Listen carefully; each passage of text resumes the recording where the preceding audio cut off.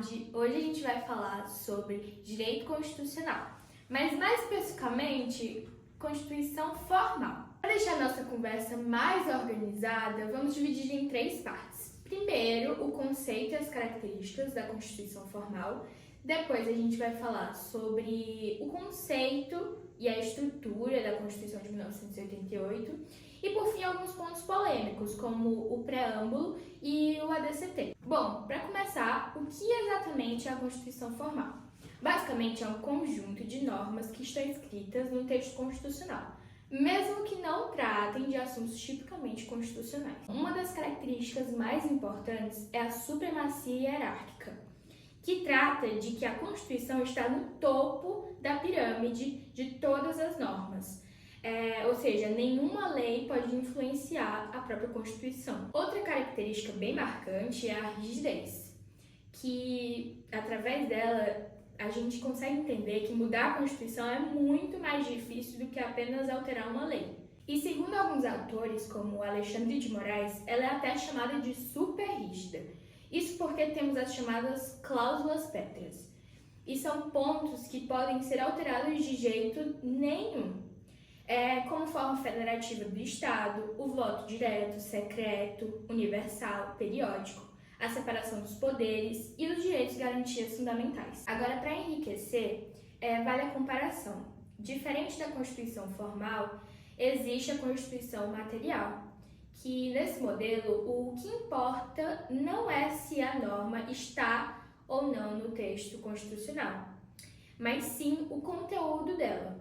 Ou seja, normas que tratam de temas tipicamente constitucionais, como a organização do poder, direitos fundamentais, estrutura do Estado, são considerados constitucionais, mesmo que esteja fora do texto da Constituição.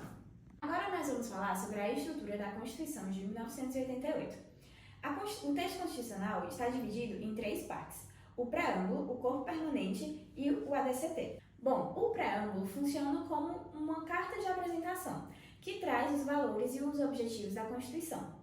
Já o corpo permanente também é conhecido como dogmático, que vai do artigo 1º ao artigo 250, onde estão os direitos, a organização e as regras principais que estão mostradas na Constituição. A parte dogmática é a parte substancial da Constituição, onde estão divididos os princípios e os direitos fundamentais, que os princípios fundamentais definem a forma de Estado, a forma de governo e os objetivos da República e os seus fundamentos, como a cidadania, a soberania, a dignidade da pessoa humana, os valores sociais e também o pluralismo político e a livre iniciativa. Descritas, a única considerada essencial é o corpo permanente, pois uma Constituição pode existir sem o seu preâmbulo ou ADCT, mas não pode existir sem o seu núcleo normativo. Agora vamos falar sobre dois pontos importantes da Constituição, o preâmbulo e o ADCT. O preâmbulo tem apenas um papel simbólico, ele não cria obrigações jurídicas, nem serve como parâmetro de controle de constitucionalidade,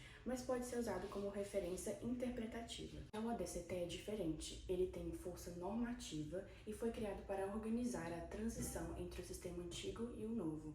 Suas formas são temporárias, mas enquanto vigoram, possuem hierarquia constitucional. Exemplos bem conhecidos são o juramento da Constituição de 1988, o plebiscito de 1993 e a manutenção da Zona Franca de Manaus, que continua até hoje.